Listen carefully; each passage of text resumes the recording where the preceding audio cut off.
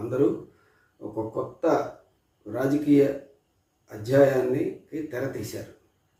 ఇది చాలా సిగ్గుపడాల్సినటువంటి విషయం, చాలా బాధపడాల్సినటువంటి విషయం. అసలు లడ్డు ప్రసాదం అనేది వివాదం ఎందుకైంది అనే దాని మీద చర్చ చాలా జరిగింది. సామాన్య ప్రజలు తిరుపతి లడ్డు కల్తీ అయిపోయిందిట అని ముందు అనుకున్నారు. కానీ వాస్తవాలు ఒక్కొక్కటి బయటకు వచ్చినప్పుడు లడ్డు కల్తీ అయి దాన్ని ప్రసాదంగా అమ్మినటువంటి పరిస్థితి ఎక్కడా రాలేదు. భక్తులకు అందినటువంటి లడ్డు ఎక్కడా కల్తీ కాలేదు అనేటువంటిది స్పష్టమైంది. లడ్డు తయారీ కోసం బెత్తాయించినటువంటి నెయ్యి, కొన్ని కన్సైన్మెంట్ల నెయ్యిలో కల్తీ కలిసి ఉన్నట్టు నాణ్యత పరిశీలన చేసేటువంటి అధికారులు గుర్తించి దాన్ని పరీక్షలకు పంపితే అందులో కల్తీ జరిగినట్టు తేలింది.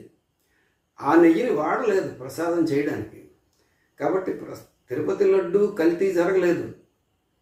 కాబట్టి భక్తుల మనోభావాలకి ఏ రకమైనటువంటి ఇబ్బంది కానీ అవి గాయపడడం కానీ ఎక్కడా జరగలేదు. తిరుపతి ఆలయ పవిత్రతకి ఇబ్బంది ఏమీ రాలేదు. ఇబ్బంది ఎక్కడొచ్చిందంటే అవినీతికి పాల్పడే అలవాటు ఉన్నటువంటి అధికారులతో, కొంతమంది వ్యక్తులతో, రాజకీయ నాయకులతో వచ్చింది. ఎవరి కల్తీ నెయ్యికి కొనుగోలుకి ఆదేశం ఇచ్చారు, దాన్ని మళ్ళీ ఎవరు ఎందుకు పట్టుకున్నారు, చివరికి జరిగింది ఏమిటి, ఇది రకంగా నిబంధనలను ఉల్లంఘించి కల్తీ నెయ్యిని సరఫరా చేసేటువంటి ఆ కాంట్రాక్టర్ల మీద ఏం చర్యలు తీసుకోవాలి, ఇవి తెలుసుకోవాల్సినటువంటి విషయాలు. ఇది తేల్చాల్సినటువంటిది ప్రభుత్వం. కానీ విచిత్రంగా రాష్ట్ర ముఖ్యమంత్రి స్వయంగా మొత్తం అంతా రాష్ట్రం అంతా సర్వనాశనం అయిపోయింది గత 5 ఏళ్ల కాలంలో, ఇప్పుడు మేము దాన్ని బాగు చేసే ప్రయత్నంలో ఉన్నాం అనేటువంటి ఒక నేపథ్యంలో మాట్లాడుతూ చివరికి తిరుపతి లడ్డూ కూడా కల్తీ అయిపోయిందని ఆయన నోటంటే వచ్చింది. ఇది ఎంత బాధ్యతారహితమైనటువంటి ప్రకటన. పోనీ ఆ తర్వాత వాళ్ళు కాస్త తేరుకొని సిట్ వేశారు. సిట్ రిపోర్ట్ ఏమిస్తుందో చూసుకుని ఎవరు తప్పు చేశారో తెలుసుకుని ఇక ముందు అటువంటి తప్పులు జరగకుండా ఎటువంటి తీసుకోవాలో నిర్ధారించుకుని ఆ చర్యలు అమలు జరిగేటట్టు చూసుకోవాలి. ఇది ప్రభుత్వం బాధ్యత. ఎవరి మీద కంప్లైంట్ ఇస్తారు ముఖ్యమంత్రి గారని నేను అడుగుతున్నాను. తప్పు చేసిన వాళ్ళని పట్టుకుని దోషుల్ని శిక్షించాల్సిన బాధ్యత ఉన్న స్థానంలో ఆయన ఉన్నారు. శిక్షించాల్సింది ఆయన ప్రజల ముందు వచ్చి వాపోవడం దేనికి? ఇక ఈ లడ్డు కల్తీ కన్సైన్మెంట్, ఆ నెయ్యి కల్తీ కన్సైన్మెంట్ పట్టుకున్న ఆ తేదీలు చూస్తే అప్పటికి జగన్మోహన్ రెడ్డి ప్రభుత్వం అధికారంలో లేదు. అప్పటికప్పటికే తెలుగుదేశం ప్రభుత్వం అధికారంలోకి వచ్చింది. సరే, ఆ కాంట్రాక్టర్కి కాంట్రాక్ట్ ఇచ్చిన టైంలో జగన్మోహన్ రెడ్డి ప్రభుత్వం ఉండొచ్చు. కానీ కాంట్రాక్టు అంత మాత్రం చేత జగన్మోహన్ రెడ్డి భుజాలు తడువుకోవాల్సిన అవసరం కూడా ఏమీ లేదు. కానీ జగన్మోహన్ రెడ్డి గారు కూడా మొత్తం అంతా చంద్రబాబు నాయుడు గారి కుట్ర అనే ఒక పెద్ద కార్యక్రమం తీసుకుని ఆయన తిరుపతికి యాత్ర మొదలెట్టి ఇప్పుడు తిరుపతి దర్శనం, దీక్షలు తన అనుచరులకి మొత్తం అందరికీ కూడా పిలిపించాడు. మరి పవన్ కళ్యాణ్ గారు ఉప ముఖ్యమంత్రి గారు ఆయనైతే మొత్తం దేవాలయాలన్నింటిలోనూ పూజలు జరిపించాలి, సంప్రోక్షణలు చేయాలి. ఆ పదానికి అర్థం కూడా ఆయనకు తెలుసో లేదో నాకు సందేహమే. అవన్నీ మొత్తం ఏవో పిలుపులు ఇచ్చేసి గందరగోళం చేసి చివరికి సనాతన ధర్మంకి సవాల్ ఎదురైందన్న అంశం దాకా వెళ్ళిపోయారు. ఇది ఇంత రాజకీయం లడ్డు విషయంలో అవసరం ఏమిటి? లడ్డు కల్తీ కాలేదు. నిజానికి ఈ వివాదం బయటపడిన తర్వాత గత 5-6 రోజుల్లో లడ్డూల అమ్మకాలు రికార్డు స్థాయిలో జరుగుతూనే ఉన్నాయి. భక్తుల దర్శనాలు రికార్డు స్థాయిలో జరుగుతూనే ఉన్నాయి. తిరుపతి వెంకటేశ్వర స్వామి దేవాలయం పవిత్రతకు ఎటువంటి డోకా లేదనేటువంటిది ప్రజానీకానికి అందరికీ అర్థమైంది. మరి అందరికీ అర్థమైన విషయంలో ఈ గొడవ ఎందుకు జరుగుతుంది? వీళ్ళందరినీ మించిపోయి దేశం మొత్తం మీద కుదిరిన చోటల్లో రంకెలేసే కార్యక్రమంలో బీజేపీ, ఆర్ఎస్ఎస్, హిందుత్వ శక్తులు ఎందుకు రెచ్చిపోయి విజృంభిస్తున్నాయి? ఇది సామాన్య ప్రజలకి అర్థం కావడం లేదు. ఏమిటి పనికిమాలిన రాజకీయం ఎందుకు ఇలా నడుస్తుంది? మా మనోభావాలు, మా నమ్మకాలు, మా విశ్వాసాలు మాకు అవి ఎలా కాపాడుకోవాలో మాకు తెలుసును. వీళ్ళు చేస్తున్న ఈ రాజకీయం ఏమిటి అని ప్రజలు విస్తుపోతున్నారు. ఇప్పటికే చాలామంది సదుద్దేశం కలిగినటువంటి పెద్దలు, విశ్లేషకులు వీళ్ళందరూ కూడా ఈ రాజకీయ పార్టీలన్నింటికీ సలహాలు ఇచ్చారు. మీరు తిరుపతి లడ్డు ప్రసాదాన్ని రాజకీయం చేయకండి అని చెప్పారు. అలాగే పెద్ద పెద్ద పత్రికలు, ప్రతిష్ట కలిగిన పత్రికలన్నీ కూడా శుతిమెత్తగాను, గట్టిగాను, ఘాటుగాను కూడా వాళ్ళు కూడా విమర్శించారు. కానీ ఈ బాపత్ ఎవరు ఆగట్లేదు. బీజేపీ, పవన్ కళ్యాణ్, చంద్రబాబు నాయుడు, జగన్మోహన్ రెడ్డి ఎవరు ఆగట్లేదు. ఒకళ్ళని మించి ఒకళ్ళు భక్తుల మనోభావాలు కాపాడాలనే ఒక తాపత్రయం నటిస్తున్నారు.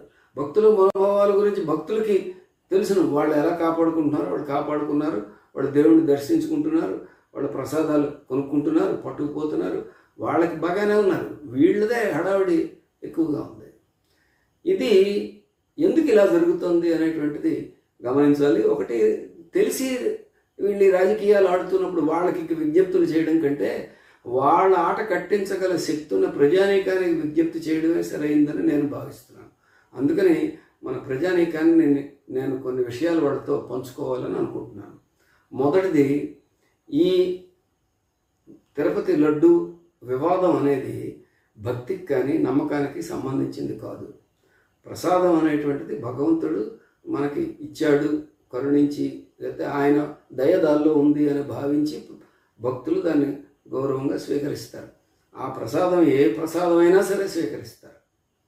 అక్కడ భక్తుడు, భగవంతుడు వాళ్ళ మధ్య సంబంధం ప్రధానం తప్ప ప్రసాదం దేంతో తయారైంది, ఎంత బాగా తయారైంది అనే దాంతో నిమిత్తం లేదు. ఇది మొదటిది. రెండవది, ప్రసాదానికి కల్తీ కాలేదు. కల్తీ నెయ్యి వచ్చింది అంతే. నాణ్యత వాటికి సంబంధించి అక్కడ ఒక వ్యవస్థ ఉంది కాబట్టి వాళ్ళు పట్టుకున్నారు, కల్తీ జరగకుండా ఆపారు. కాబట్టి ప్రమాదం జరగలేదు. కానీ మొత్తం ప్రమాదం ఏదో జరిగిపోయిందని చెప్తున్నారు. ఇది రాజకీయం. ఈ ప్రమాదానికి ఎవరు కారకులు అని ఒకళ్ళ మీద ఒకళ్ళు బురద జల్లుకునే కార్యక్రమంలో ఉన్నారు. ఇది మరింత రాజకీయం. దీన్ని ఆసరా చేసుకుని మొత్తం సనాతన ధర్మం ఎవరైనా ప్రశ్నిస్తే సవాల్ మేము సహించామనేదాకా పోతున్నారు. ఆ పోయిన వాళ్ళల్లో పవన్ కళ్యాణ్ గారు కూడా ముందున్నారు. ఇది మరీ దారుణమైనటువంటి విషయం. ఇవన్నీ నా అభిప్రాయం ఏమిటంటే, 100 రోజులు పరిపాలన కేంద్రంలోనూ రాష్ట్రంలోనూ పూర్తయిన తర్వాత ఈ 100 రోజుల్లో ఏం సాధించారు అని వాళ్ళు ప్రజలకి చెప్పాలనుకున్నారు. చెప్పుకోవడానికి వాళ్ళ దగ్గర పాయింట్లు లేవు. ఏం సాధించారు?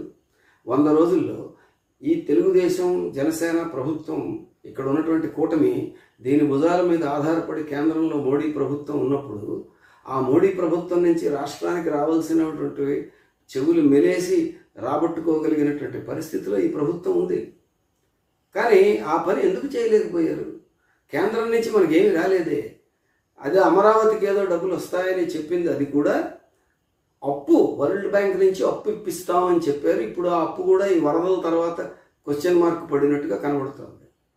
కాబట్టి కేంద్రం నుంచి రాష్ట్రానికి నిధులేవి రాలేదు, విభజన హామీలేవి అమలు కాలేదు, ప్రత్యేక హోదా అన్న పదమే మర్చిపోయినటువంటి పరిస్థితికి తీసుకొస్తున్నారు వీళ్ళందరూ. ఇక కొండ బదలు కొట్టినట్టు స్టీల్ ప్లాంట్ ప్రైవేటీకరించి తీరుతాం అనేటువంటి మాట అన్నారు. ముఖ్యమంత్రి గారు ఏమన్నారు? స్టీల్ ప్లాంట్ విషయంలో ప్రజల సెంటిమెంట్ లాంటి మాటలు మీరు నా దగ్గర మాట్లాడితే నేను ఒప్పుకోనన్నారు. ఇది ఎంత తప్పు మాట అది. ప్రజలకు సెంటిమెంట్లు, ఈ ఒక పక్కేమో లడ్డూ దగ్గర సెంటిమెంట్ మాట్లాడతారు, స్టీల్ ప్లాంట్కి సెంటిమెంట్ లేదా? 36 మంది ప్రాణాలు అర్పించి పోరాడి సాధించుకున్నటువంటి స్టీల్ ప్లాంట్ సెంటిమెంట్ని ఖాతరు చేయకపోతే ముఖ్యమంత్రిని ఎవరు ఖాతరు చేస్తాడు? ఎన్నాళ్ళు ఆయన పాలన కొనసాగించగలనని అనుకుంటున్నాడు ఆయన? అటువంటి తప్పుడు మాటలు కూడా ఆయన మాట్లాడారు. మాట్లాడటమే కాదు, ఈ సూపర్ 6 హామీలన్నీ ఏదో సాకు చెప్పి గత ప్రభుత్వం మీదకి నెట్టి అమలు జరగకుండా వెనక్కి తోసుకుంటూ పోతున్నారు. ఈ లోపల వరదలు వచ్చాయి. వరదలు ముంపు గురైన ప్రాంతాలు, వీటి మీద కేంద్రం ఏమైనా సాయం చేసిందంటే ఇంతవరకు ఏమీ లేదు. కేంద్రం 100 రోజుల్లో ఆంధ్రప్రదేశ్ రాష్ట్రానికి ఏమీ చెయ్యకుండా ఉంది. ఆ కేంద్రాన్ని మేము ఏ రకంగానూ ఒత్తిడి చెయ్యలేకపోతున్నాము, ఇది మా చేతకానితనము అనేటువంటిది నిజాయితీగా ఈ ప్రభుత్వం ఒప్పుకుంటే ప్రజలందరూ హర్షించి ఉండేవాళ్ళు. చంద్రబాబు నాయుడు నిజంగా మారాడు అని అనుకుని ఉండేవాళ్ళు. ఎందుకంటే చంద్రబాబు నాయుడు నుంచి ప్రజలు కోరుతున్న మొట్టమొదటి మార్పు ఏమిటంటే నిజాయితీగా ఉండడం, ప్రజల దగ్గర నిజాయితీగా ఉండడం. ఆ నిజాయితీ ఏమిటంటే 100 రోజుల్లో కేంద్రాన్ని ఏమీ ఒత్తిడి చేయలేనటువంటి ఒక దౌర్బల్య పరిస్థితి. ఆ దౌర్బల్యం ఎందుకుంది ఏమిటో తర్వాత మాట. కానీ మేము చేయలేకపోయామయ్యా, భవిష్యత్తులో ప్రయత్నిస్తామని చెబితే ఎవడైనా సహృదయంగాతో అర్థం చేసుకుంటాడు. కానీ మేమన్నీ మొత్తం అంతా సమూలంగా మార్చేస్తున్నాం. విజన్ 2047 మళ్ళీ పాత మాటలనే కొత్త పదాలతో మళ్ళీ తీసుకొచ్చి మళ్ళీ పాచిపోయిన పాటనే పాడుతుంటే ప్రజలకి ఈ ప్రభుత్వాన్ని అర్థం చేసుకోవడానికి 100 రోజులు అక్కర్లేదు కదా. అందుకని ప్రజలకి ఈ 100 రోజుల పాలన పట్ల ఉన్న అసంతృప్తి స్పష్టంగా కనబడుతోంది. ఇది చంద్రబాబు నాయుడు గారికి కూడా తెలుసు. ఆయన కూడా ఆరితేరిన రాజనీతిజ్ఞుడే కదా. అందుకని వారు ఈ విషయాన్ని పక్కదోవ పట్టించడానికి అశ్వత్థామ హతః కుంజరః అన్నట్టు మొత్తం ఆయన 100 రోజుల ప్రసంగం అంతా చెప్పి చివరిలో తిరుపతి లడ్డూని ఒక ముక్కలాగా తగిలించి మొత్తం ఇష్యూ అంతా దాని మీదకి డైవర్ట్ అయిపోయేలా చేసి ఇప్పుడు కూర్చున్నారు. 100 రోజుల పాలన గురించి ఇప్పుడు ఎవరు చర్చించుకోవడం లేదు.